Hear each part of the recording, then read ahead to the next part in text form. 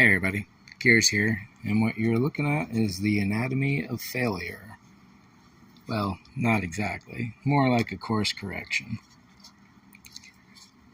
This little shape in here, this round little bit, appears to be where the windshield spray comes out of my window on my car.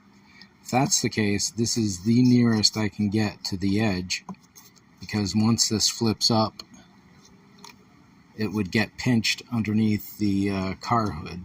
And I can show you that in a different video. In fact, I may have already done that once, but I can't show it to you today because I don't have the car with me.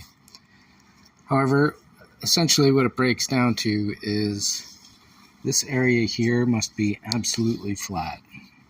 Anything behind that can be whatever shape it wants to be.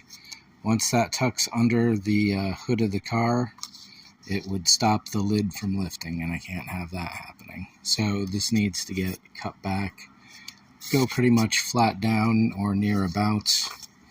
And yeah, one viewer had asked for a cutaway view of what all this looks like when I'm done and chop it up.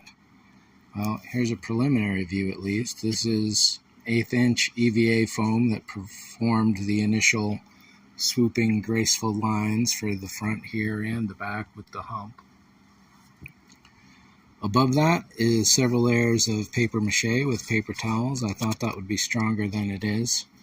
On top of that, there's a bit of JB weld over most all of the body. That's giving it most of the rigidity that it has.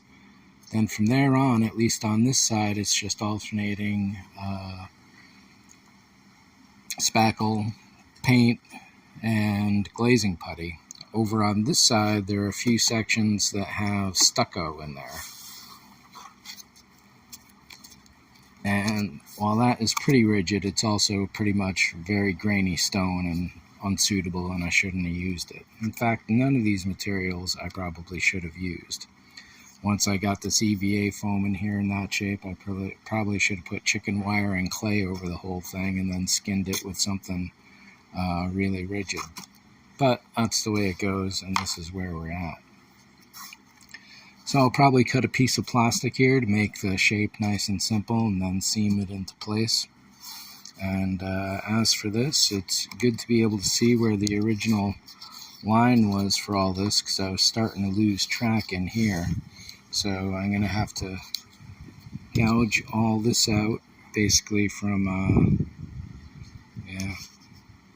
right about that line and back this way, all the way out to here.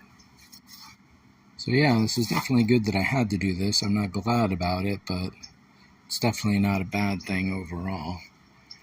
And then over here, it's just a few notes about adding, smoothing, subtracting, add, match this line to that line. I'm up to 600 grit on this, I think. And apart from a little bit here, that's pretty much done. A little to do up here on the pedestal, and I'll do special videos for those because that's going to be a very specific operation that I perform there. So, with the paint booth ready and this getting closer, there's definitely things are moving along. Thanks for watching and sticking with it. See ya.